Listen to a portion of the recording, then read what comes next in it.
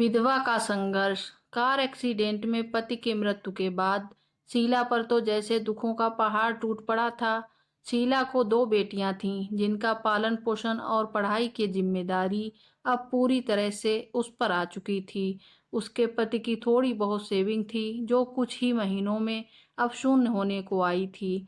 भगवान जैसे उसकी कड़ी परीक्षा लेने पर तुला था, क्योंकि ले देखकर उसके पास एक ही कमाई का जरिया था, जो थी उसकी गाय।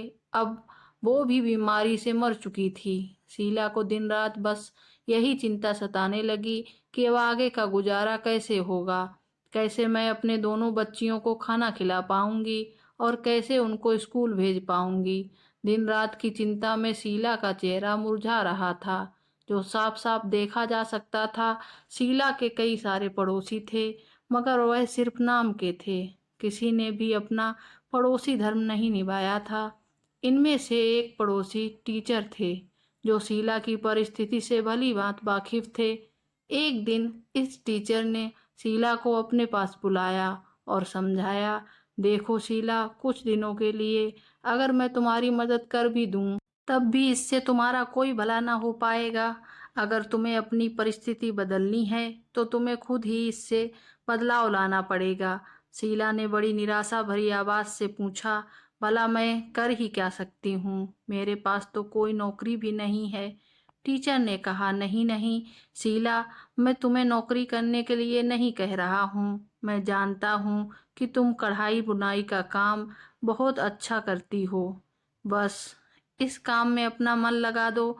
जितना ज्यादा कर पाओगी उतना यह काम करो। इसके अलावा तुम बाकी फालतू के खर्चे, जैसे कि चाय का खर्चा, कम कर दो। इसकी बजाय तुम लोग दलिया का पानी उबाल कर पी सकते हो।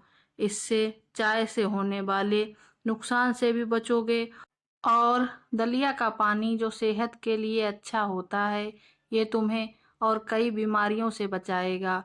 और इस तरह से तुम थोड़ा थोड़ा पैसा बचाकर अपने लिए फिर से गाय खरीद सकती हो और अपनी रुकी हुई जीवन की गाड़ी को आगे बढ़ा सकती हो। शीला को इस भले शिक्षक की बात में कुछ दम लगा। उसने वैसे ही किया जैसे इस टीचर ने उससे करने के लिए कहा था, और देखते ही देखते 1 साल बीत गया। साल के अंत में शीला के पास इतने पैसे बच गए थे कि वह एक गाय खरीद सके। दोस्तों, जिंदगी में सुख दुख उतार चढ़ाव आना बहुत ही सहज बात है।